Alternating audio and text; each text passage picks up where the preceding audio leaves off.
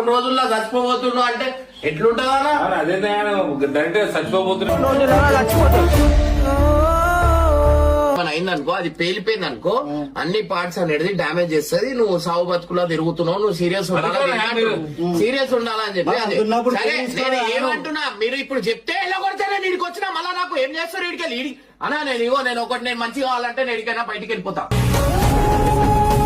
అన్నట్టే. మనం బాధపడితే వాళ్ళు బాధపడతారు.